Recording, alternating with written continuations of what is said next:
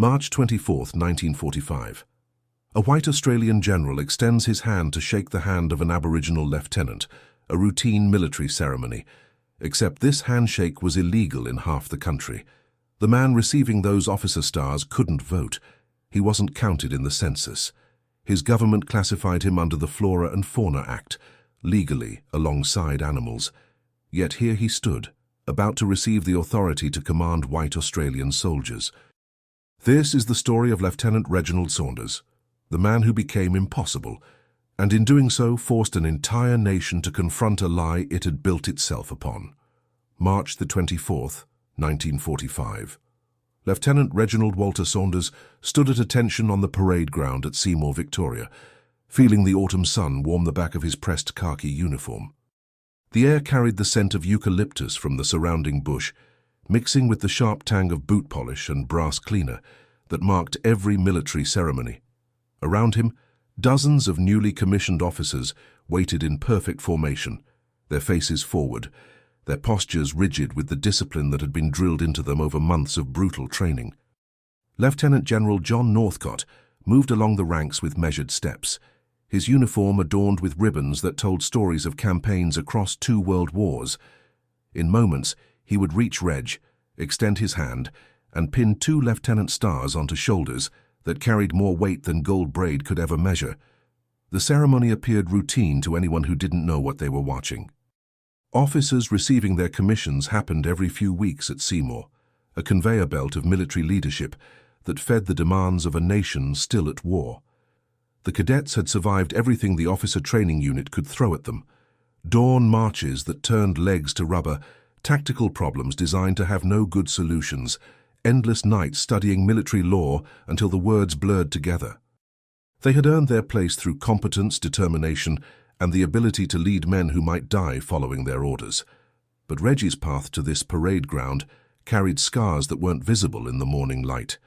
He was about to become something that had never existed in Australian military history, an Aboriginal officer.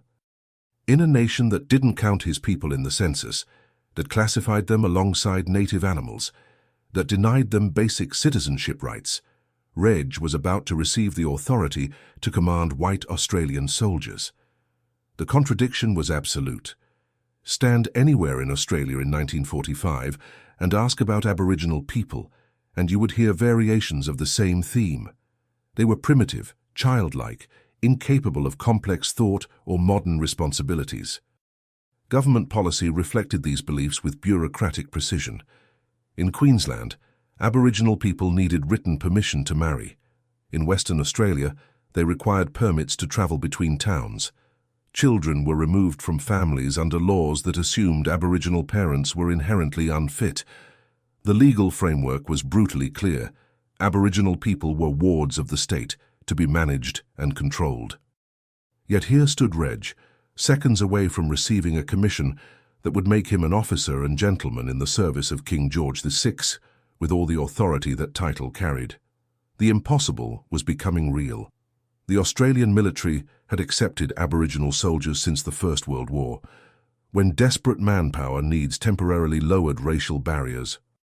Thousands of Indigenous men had served, fought and died in the mud of Gallipoli, the trenches of France, the deserts of North Africa and the jungles of the Pacific.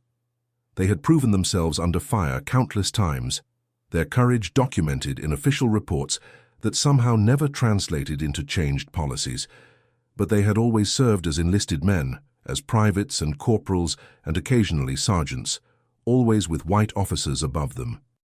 The unwritten rule was understood by everyone in uniform. Aboriginal men could fight for Australia, could die for Australia, but they could never command it. Officers came from the right schools, the right families, the right side of the colour line. That wasn't official policy, but it was more powerful precisely because it didn't need to be written. It was simply the way things were, until now. Reg kept his eyes forward and his breathing steady, aware that dozens of pairs of eyes were on him even when they pretended not to look. He had learned long ago how to carry the weight of representation, how to function knowing that his success or failure would be used to judge an entire people. Every Aboriginal soldier felt it to some degree, that sense of fighting 2 wars, one against the declared enemy, and another against the assumptions of their own countrymen. But officer training had amplified that pressure to suffocating levels. Every mistake was scrutinized differently, used as evidence to confirm pre-existing doubts. Every success was dismissed as exception rather than proof. He had graduated solidly in the middle with marks that proved he belonged exactly where he stood. Not at the top, which would invite resentment, but undeniably competent. Good enough to lead, good enough to shatter precedent. Lieutenant General Northcott stopped directly in front of Reg, and the entire parade ground seemed to hold its breath. The general's face was weathered and stern, carved by decades of service into an expression that revealed nothing. His eyes met Reggie's for a moment that stretched longer than seconds should, a moment where history pressed down on two men who hadn't chosen to be symbols but had become them anyway. Then Northcott extended his hand, and Reg grasped it firmly. The handshake was brief and professional, exactly as regulation specified, but it carried meaning that transcended protocol. The general's adjutant stepped forward with the lieutenant's stars on a velvet cushion. Northcott lifted them carefully and pinned them to Reggie's shoulders with practiced efficiency. The metal felt heavier than it should, weighted with more than brass. Behind them, assembled officers and soldiers watched in silence, and in that silence lived everything that couldn't be said aloud. Surprise, skepticism, respect, hope, and the uncomfortable realization that the world they thought they understood was changing in ways they couldn't control. The impossible had just become real. To understand what Reg achieved on that autumn morning in 1945, you need to understand the Australia he was born into. The Commonwealth of Australia had federated in 1901 with a constitution that specifically excluded Aboriginal people from being counted in the census. Section 127 was explicit in its erasure. Indigenous Australians simply didn't exist in the national count. They were present but uncounted, visible but legally invisible, occupying a strange bureaucratic limbo where they could be governed but not represented. The architects of federation had debated this clause openly, arguing that Aboriginal people were a dying race that would vanish within a generation or two, making their inclusion in national planning unnecessary. This wasn't fringe thinking or extremist ideology. It was mainstream Australian policy, written into the founding document of the nation, accepted without controversy by the vast majority of white Australians who saw nothing wrong with building a country on the explicit exclusion of its original inhabitants. The legal framework that governed Aboriginal lives in 1945 was a patchwork of state-based legislation that varied in its specifics but shared a common assumption. Indigenous Australians were incapable of managing their own affairs and required government supervision for their own protection. In Queensland, the Aboriginals' protection and restriction of the Sale of Opium Act gave government officials extraordinary powers over Indigenous lives. Aboriginal people needed written permission from a local protector to marry, to move between districts, to accept employment, to manage any money they earned. These weren't temporary wartime restrictions. They were permanent features of Queensland law, enforced by police and bureaucrats who saw their role as managing a population they considered fundamentally inferior. In Western Australia, the situation was even more restrictive. The 1905 Aborigines Act declared all Aboriginal people to be legal wards of the state, stripping them of basic citizenship rights and placing them under the control of the Chief Protector, who had been granted guardianship of every Aboriginal child in the state until they reached the age of 16. The most devastating policy was the systematic removal of Aboriginal children from their families, a practice that would later be recognized as cultural genocide, but in 1945 was considered progressive social policy. Government officials and missionaries genuinely believed they were saving these children from what they saw as primitive, degraded home environments. Children with lighter skin, evidence of mixed Aboriginal and European heritage, were particular targets because authorities believed they could be assimilated into white society if removed early enough. The children were placed in government institutions or adopted into white families. Their names changed, their languages forbidden, their connections to family and culture deliberately severed. Thousands of children disappeared into this system. Parents who resisted had their other children removed as well. Parents who tried to visit were turned away at institutional gates. The policy was designed to break the transmission of Aboriginal culture from one generation to the next, to solve what was openly called the Aboriginal problem by erasing Aboriginal identity itself. This wasn't ancient history or colonial-era policy that had been reformed by the 1940s. These laws were active, enforced, and considered normal by most white Australians who thought about them at all. The Flora and Fauna Act, while not formally listing Aboriginal people alongside kangaroos and emus, as popular myth sometimes claims, reflected a broader legal reality where Indigenous Australians had fewer rights than citizens and were managed under legislation that treated them as problems to be administered rather than people with inherent rights. They couldn't vote in federal elections. They couldn't move freely. They couldn't control their own wages in many cases, with government officials managing trust accounts that Aboriginal workers often never saw. They were excluded from most jobs, most schools, most opportunities. In many country towns, Aboriginal people were barred from swimming pools, picture theatres and restaurants. Signs reading, "No Aboriginals or blacks not served," were common enough to be unremarkable. This was the air everyone breathed, the water everyone swam in, so normalised that most white Australians saw it as natural rather than constructed. Yet this same nation that denied Aboriginal people basic citizenship had no problem conscripting them for military service when manpower demands required it. Aboriginal men had served in significant numbers since the First World War, and their service record was exemplary. They were considered good soldiers, often praised for their skills in reconnaissance and tracking, abilities that white officers attributed to primitive instincts rather than learned expertise and intelligence. In the Second World War, Aboriginal servicemen fought in every major campaign involving Australian forces.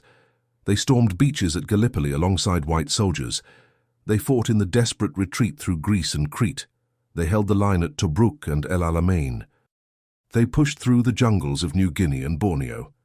They bled the same red blood, took the same bullets, died the same deaths. But when they put on the uniform, the contradictions became impossible to ignore. The military required discipline, hierarchy, and obedience to orders regardless of the skin color of the man giving them. In combat, survival depended on trust and competence, not racial theory. Aboriginal soldiers proved themselves repeatedly, but the military had always maintained a final barrier. That barrier was the officer corps. Aboriginal men could enlist, could fight, could even be promoted to sergeant, but they could never cross into the commissioned ranks. The reasons were never officially stated, because they didn't need to be. Everyone understood that officers were gentlemen, products of education and breeding, representatives of British civilization and authority. The idea of an Aboriginal officer was simply incomprehensible to most military commanders, not because they were actively malicious, but because it violated every assumption about hierarchy and capability that structured their entire worldview. Officers came from particular schools, particular families, particular social classes. They spoke with particular accents, carried themselves with particular bearing, moved in particular social circles. An Aboriginal man, no matter how capable or brave, existed outside these networks entirely. The system wasn't designed to keep them out, because it had never imagined they might try to get in. Until Reg Saunders forced the system to imagine exactly that, and in imagining it, to confront every lie it had built itself upon. Reg didn't wait for permission to be extraordinary. On July 19, 1940, he walked into the Army recruiting office in Melbourne and enlisted in the 207th Infantry Battalion, giving his occupation as labourer and his next of kin as his father, also named Reginald. He was 24 years old, fit and strong from years of manual work, and he was following a family tradition that the government's racial policies pretended didn't exist. His father had served in the First World War, fighting in France and Belgium with the Australian Imperial Force. His uncle had served as well, one of the thousands of Aboriginal men who'd proven their worth in the trenches, while their families back home remained under government control. The recruiting sergeant looked at Reggie's face, saw his brown skin, and hesitated for only a moment before processing the paperwork. The military needed men, and Reg met the physical standards. That was enough. Within weeks, He was at Pukapunyal training camp, learning to march, to shoot, to follow orders given by men who would never invite him home for dinner. War has a peculiar way of revealing what actually matters. On the parade ground and in training exercises, prejudice could maintain its comfortable illusions, but combat strips everything down to the essentials.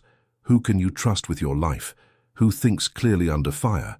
Who keeps their head when men are dying around them? Reg deployed to North Africa with the 207th Battalion in 1941, and the reality of desert warfare made racial theories seem absurd.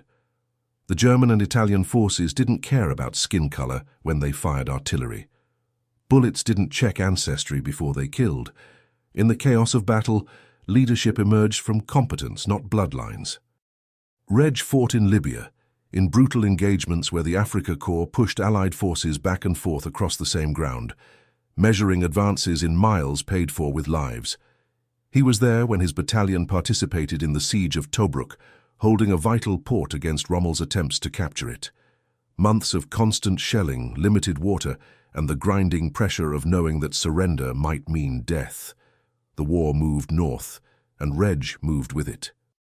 In April 1941, the 207th Battalion deployed to Greece, arriving just as German forces launched their invasion through Yugoslavia. The Allied defense collapsed within weeks, overwhelmed by German armor and air superiority. Reg's unit fought desperate rearguard actions, covering retreats, buying time with blood so that other units could escape. They were evacuated to Crete, and barely a month later, the Germans came again, this time from the sky. The Battle of Crete was chaos, German paratroopers dropping into defended positions, brutal close-quarters fighting, confusion and casualties mounting by the hour. The Allied forces fought hard, but were outmatched. Reg was among those evacuated in late May, pulled off the island just before it fell completely. He'd survived campaigns that had broken veteran units, had proven himself under conditions that would have been unimaginable to the bureaucrats who managed Aboriginal affairs back home. His commanding officers noticed. In the military's brutal meritocracy of survival, Reg had demonstrated something undeniable. Lieutenant Colonel Harry Maitland-Smith commanded the 207th Battalion, and he'd seen Reg under fire enough times to recognize natural leadership. Smith was a career officer, a graduate of Duntroon Military College, a man steeped in the traditions and hierarchies of the Australian military. He was also pragmatic enough to know that good leaders were worth their weight in gold, regardless of where they came from. After the battalion returned to Australia in 1942 for rest and retraining, Smith pulled Reg aside and asked him a question that had never been asked of an Aboriginal soldier before. Had he ever considered becoming an officer? Reg's response was measured, careful. He knew the military's unwritten rules as well as anyone. He'd seen how the system worked, who got promoted and who didn't, which doors were open and which remained closed. But Smith wasn't asking theoretically. He was offering to recommend Reg for officer training, to put his own reputation behind breaking a barrier that had stood since Federation. The recommendation would have to go up the chain of command, through multiple levels of approval, into offices where men who'd never heard a shot fired in anger would decide whether the rules could bend. The recommendation sat on desks for months. Quiet conversations happened in Melbourne and Canberra, in officers' messes and administrative buildings where the real decisions got made. Some senior officers were skeptical, worried about unit cohesion, concerned about how white soldiers would respond to taking orders from an Aboriginal officer. Others pointed to Reg's combat record, 3 years of proven service in some of the war's most brutal theatres. The debate wasn't official policy, wasn't recorded in meeting minutes, but it was real and consequential. Meanwhile, the war ground on. The Pacific Theatre was consuming men at an alarming rate. New Guinea, Bougainville, Borneo, every campaign created casualties, and casualties created a need for junior officers to replace the dead and wounded. The military's need for proven leaders began to outweigh its comfort with tradition. In late 1944, the approval came through. Reg was accepted into Officer Cadet Training Unit at Seymour, Victoria. The official paperwork made no mention of race or precedent. It simply listed him as a candidate for commission based on his service record and commanding officer's recommendation. Reg reported to Seymour in early 1945, one of several dozen candidates in course number 14. The other cadets were mostly in their early 20s, fresh from civilian life or promoted from enlisted ranks. They came from different backgrounds, different states, different levels of education and experience, but they were all white, and they all knew that Reg was different without needing to be told. Some were curious, some were hostile, most were simply uncertain about what his presence meant. The instructors treated him fairly, at least by the standards of military training that was designed to be harsh for everyone. They didn't make allowances, didn't lower standards, didn't give him special treatment. If anything, they watched him more carefully, evaluating whether he could handle the pressure that would come with being the first. Reg kept his head down and did the work, studied when others slept, practiced when others rested, proved every single day that he belonged exactly where he was. And on March 24, 1945, when the graduation ceremony assembled on the parade ground at Seymour, he stood in formation with 2 lieutenant stars waiting to be pinned on his shoulders. The door hadn't just opened, he'd kicked it off its hinges. Officer training at Seymour was designed to break ordinary men and rebuild them as leaders. The program compressed months of instruction into an intensive course that tested physical endurance, mental resilience, and the ability to make decisions under pressure that would determine whether men lived or died. Revel came before dawn, and the day began with physical training that pushed bodies to their limits.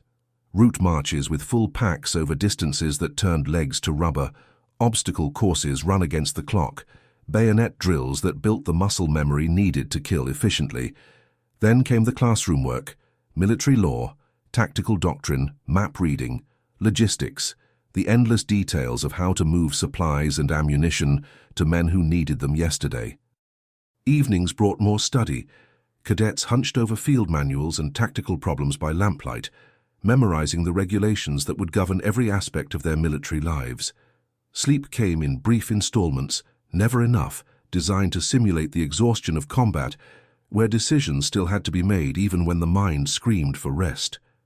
Every cadet faced the same brutal standard, but Reg carried additional weight that his fellow candidates couldn't fully comprehend.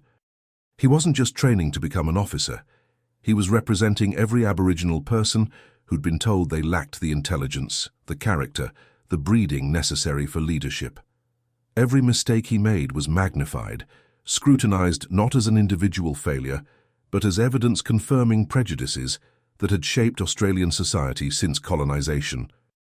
When he stumbled during a night navigation exercise, when he miscalculated the logistics for a company-level movement, when he struggled with the arcane details of military protocol that came naturally to cadets who'd grown up in households where such things were dinner conversation, those mistakes became proof. See, the whispers said, "He doesn't belong here. This was a mistake. We should never have let him in." The pressure was suffocating, a constant awareness that he couldn't afford to be average, couldn't afford to have a bad day, couldn't afford the normal learning curve that every other cadet received as grace. The instructors at Seymour were professional soldiers who'd served in combat themselves, and most of them evaluated candidates based on performance rather than prejudice. They watched Reg closely, not with hostility, but with the wariness of men who understood they were part of something unprecedented and potentially problematic. Could he lead men under fire? Would white soldiers follow orders from an Aboriginal officer, or would racial tensions fracture unit cohesion at the moment when it mattered most? These weren't theoretical questions for instructors who'd seen units break under pressure, who'd watched leadership failures cost lives. They pushed Reg harder during field exercises, testing his decision-making, watching how he responded to simulated crises. They evaluated not just his technical competence, but his bearing, his confidence, the intangible qualities that made men trust a leader when bullets were flying. Some instructors were quietly supportive, recognizing courage that went beyond physical bravery.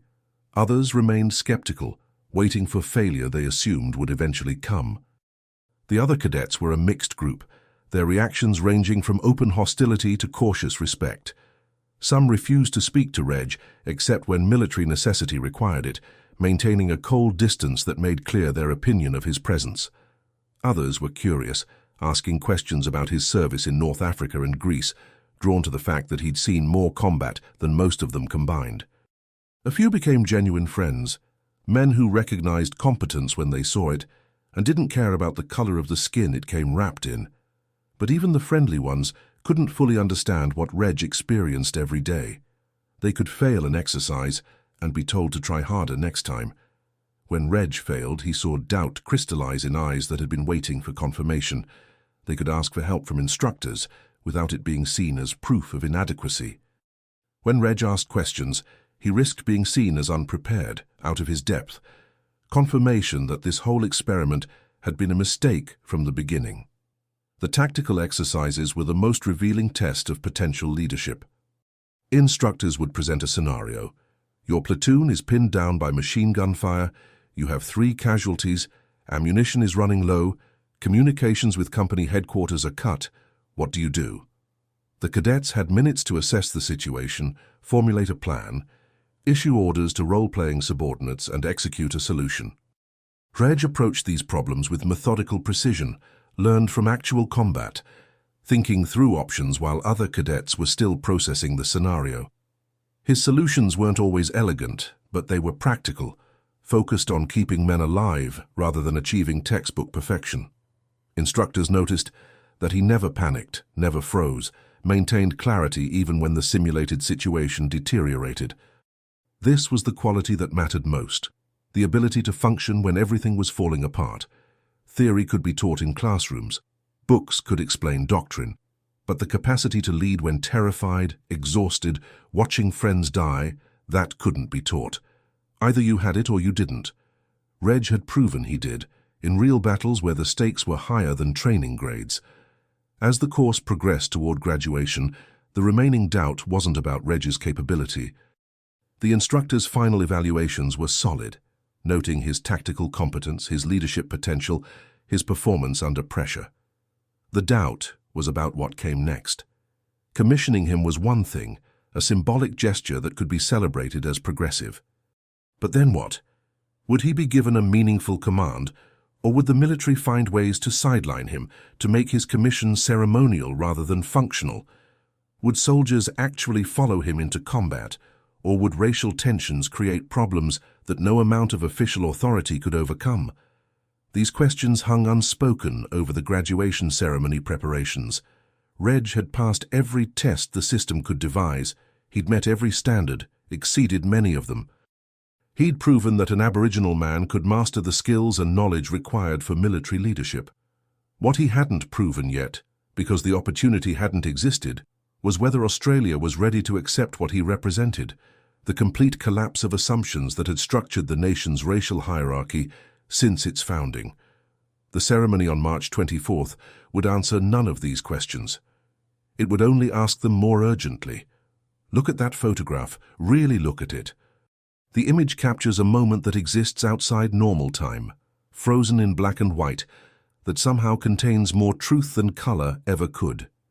Lieutenant General John Northcott stands with his hand extended, his face set in the formal expression of military ceremony, ribbons across his chest, testifying to decades of service. Beside him stands Lieutenant Reginald Walter Saunders, slightly shorter, his posture perfect, his new lieutenant stars visible on his shoulders, his face composed in a way that reveals nothing of what must be running through his mind. Behind them, rows of soldiers and officers form a human backdrop, their white faces watching something they'd never imagined they'd witness. The photograph was taken by an official military photographer, whose job was simply to document a routine graduation ceremony. He couldn't have known he was capturing a revolution. The camera's mechanical eye recorded light and shadow without judgment, without context, without understanding that this handshake represented the shattering of a barrier that had stood since Australian Federation. On the surface, military protocol was being followed precisely. The ceremony at Seymour followed regulations that had been executed hundreds of times before. New officers standing in formation, senior officers moving down the ranks, handshakes and congratulations, the pinning of rank insignia that transformed men from cadets to commissioned leaders. Nothing appeared unusual to anyone who didn't understand the full context, but context was everything. That handshake between Northcott and Reg wasn't just a general congratulating a new lieutenant. It was a symbolic transfer of authority that violated every assumption about race and hierarchy that had structured Australian society. Reg's hand, the hand of someone classified under legislation that grouped Aboriginal people with native wildlife, the hand of someone who couldn't vote in the nation he'd served for 5 years, was now empowered to give orders that white Australian soldiers were legally obligated to obey. The irony was savage and undeniable. The same government that denied him basic citizenship rights now required its military to salute him. The photograph captured a contradiction so profound it threatened to collapse the entire logical structure that justified racial discrimination. If Aboriginal people were primitive and childlike, incapable of complex leadership as law and policy insisted, then how could one stand there wearing the King's commission? If they lacked the intelligence and character for officer rank, then the military had just made a catastrophic mistake. But if Reg was competent to lead troops in combat, if his performance had earned him this commission based on merit, then every law that restricted Aboriginal rights was exposed as arbitrary cruelty rather than protective necessity. The government couldn't have it both ways. Either the racial classifications were valid and Reg's commission was dangerous tokenism, or Reg's commission was legitimate, and the entire system of Aboriginal control was built on lies.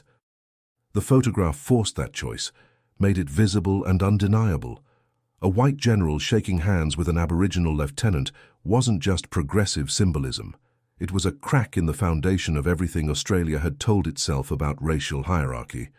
The assembled soldiers watching the ceremony understood this at some level, even if they couldn't articulate it. Some felt pride, recognizing that merit had finally triumphed over prejudice. Others felt discomfort, their worldview challenged by a reality that didn't fit their assumptions. A few felt anger, seeing Reg's commission as unnatural disorder, a violation of proper hierarchy. But none could deny what they were witnessing. This wasn't theoretical debate about Aboriginal capability. It was concrete proof, standing at attention, wearing the uniform, bearing the rank. The military was uniquely positioned to force this confrontation because it operated on principles that cut across racial lines: courage under fire, competence in crisis, the ability to lead men who might die following your orders. These qualities could be measured, tested, proven in ways that civilian society's vague claims about civilization and breeding could not. Reg had been measured in combat for 5 years and found more than adequate. The commission ceremony was simply the formal recognition of what battlefield reality had already proven. Behind the photograph's frozen moment lay implications that would ripple forward through decades. Future Aboriginal soldiers would point to this image and see possibility where their parents had seen only barriers.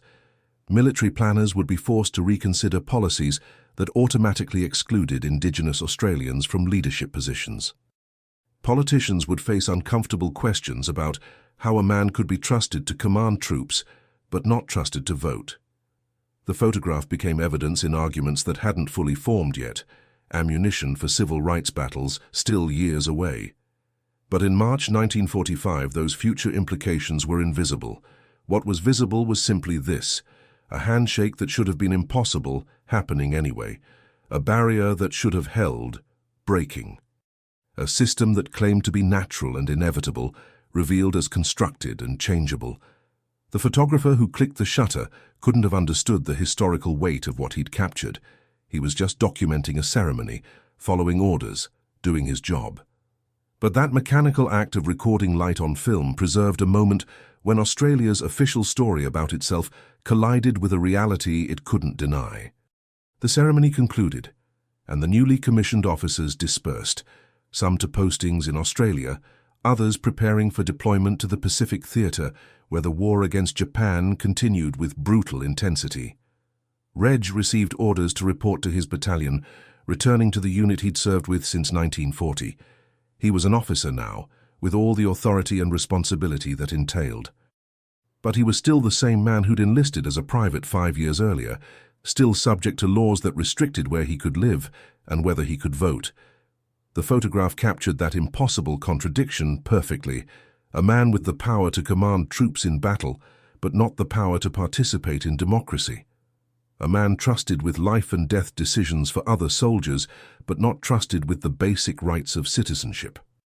That image would hang in the Australian War Memorial decades later, long after Reg had proven himself in command during the Korean War, long after he'd shattered every doubt about Aboriginal leadership capability. Future generations would look at it and struggle to understand how such contradictions could coexist. But in 1945, contradictions like these were simply the fabric of Australian life, so normalised that most people never thought to question them.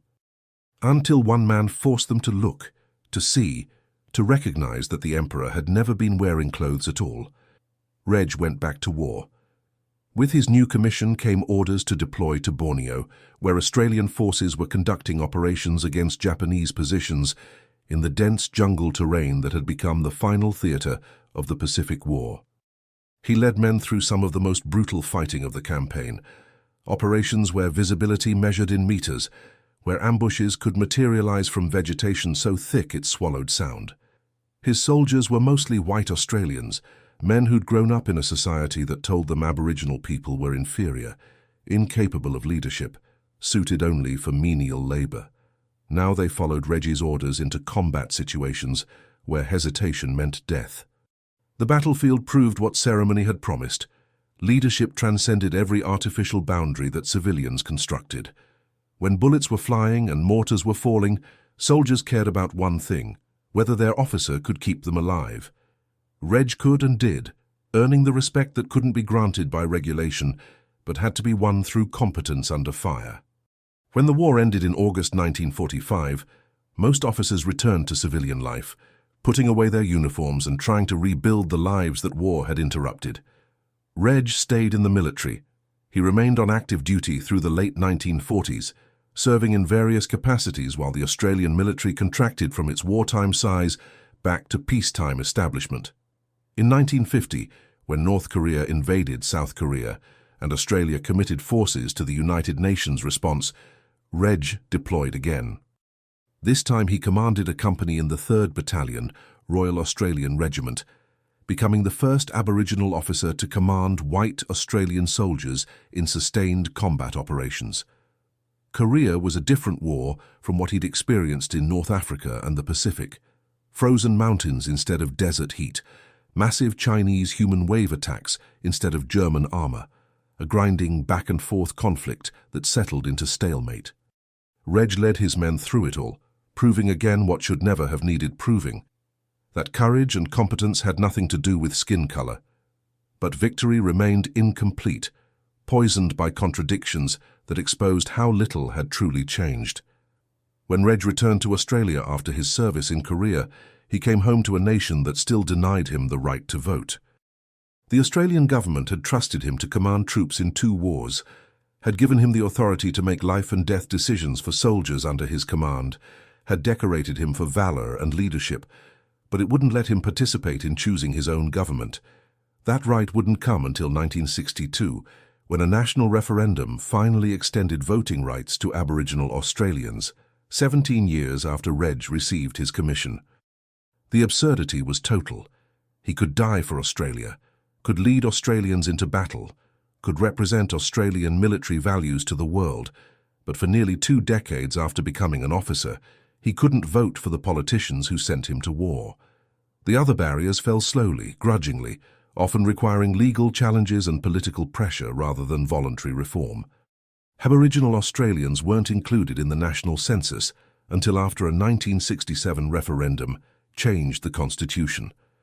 The policies of child removal continued into the 1970s, creating what would later be called the stolen generations. Land rights remained contested. Indigenous languages continued to disappear. Health and education disparities persisted with the weight of institutional indifference. Reg's commission had broken one barrier, but it revealed how many others remained firmly in place.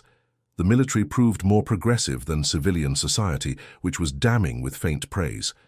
Individual achievement, no matter how extraordinary, couldn't dismantle systems built over centuries. Reg had done the impossible, and Australia responded by treating his accomplishment as exception rather than catalyst, as anomaly rather than proof that the entire system needed to change. Reg retired from the military in 1954, transitioning to civilian life after 14 years of service. He worked in various capacities, never seeking publicity, never claiming special recognition for what he'd achieved. He married and raised a family, living a life that was deliberately ordinary, as if to prove that Aboriginal people wanted nothing more exotic than what every Australian wanted: dignity, opportunity, the chance to live without artificial barriers. He spoke occasionally about his service, but usually only when asked, and then with the modest precision of a soldier describing facts rather than heroism. He died in 1990, 60 years after his birth, his legacy secured not in monuments or grand ceremonies, but in the quiet fact that his path had been followed by others. Every Aboriginal officer who came after him walked through a door he'd forced open, stood on a foundation he'd laid with service and sacrifice. Today, that photograph hangs in the Australian War Memorial, carefully preserved behind glass, a piece of history that captures the moment when one man refused to accept the limits imposed on him. Visitors stop to read the caption, to understand what they're seeing, to grapple with the contradiction it represents. The image serves as reminder and challenge, reminder of how recently these barriers existed, challenge to identify which barriers still stand today, waiting for someone with Reggie's courage to break them. His commission didn't solve Aboriginal disadvantage or end discrimination, but it proved that barriers weren't natural or inevitable, just constructed and therefore destructible. Reg didn't wait for permission to be extraordinary. He didn't wait for Australia to change its mind about what Aboriginal people could achieve. He simply refused to accept what he was told was impossible, and in that refusal forced an entire nation to confront the lies it had built itself upon. One handshake, one commission, one impossible moment that demonstrated the only real limits are the ones we choose to accept.